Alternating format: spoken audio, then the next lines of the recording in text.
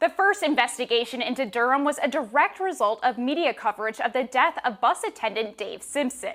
The Washington State Department of Labor and Industry says the second is related to employee complaints of COVID-19 safety issues. We already know from the records released to me that Spokane Public School staff members brought concerns up to SPS administration in early February. But today, an employee trusted me to tell what he has seen, and a mother spoke up about her concerns.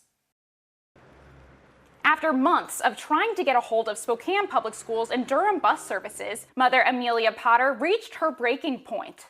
I have probably called Durham at least 100 times. When you call the District 81 office, most things don't really happen. It takes weeks for someone to get back, but trying to go through the school district to do that, that's just a nightmare. She was on a mission, calling and emailing each organization almost every day. When she would hear back, she says she received factually incorrect responses. She says reaching out to CREM 2 was her only option. Potter says Durham's dispatch started to recognize her voice from how often she called surrounding issues with her 7-year-old son, Liam. Her son goes to Brown Elementary and has disabilities, meaning he rides the bus with other children with special needs. In one of the only phone conversations she's had with the school, she says she found out Liam was on a bus where he was exposed to COVID-19. I get a phone call 11 days after Liam has been exposed. So that means 11 days he's been going to school, 11 days I've been going to work. Somebody missed something or the tracing took way too long.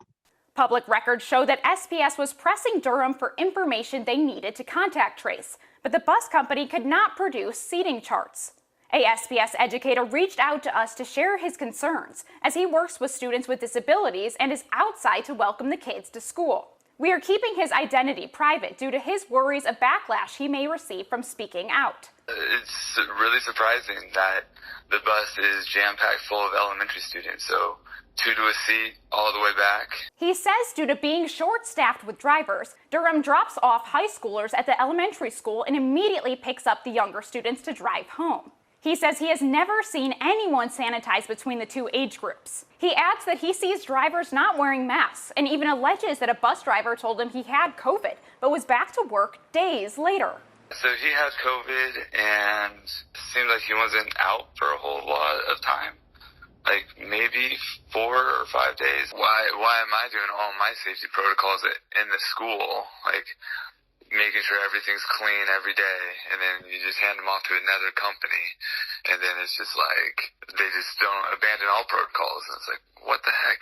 It was very fishy and suspicious. The whole thing was. Did not make a lot of sense. Both the educator and Potter say they don't trust Durham with their kids. We reached out to Durham to address the distrust, but they believe it would be inappropriate to comment further. However, they say they have made a management change at the facility, but would not elaborate on what that means. We have also reached out to SPS with these allegations, but have not heard back. As LNI investigates, we'll keep you up to date with the most accurate information regarding this outbreak. Reporting in Spokane, Morgan Trow, CREM 2 News.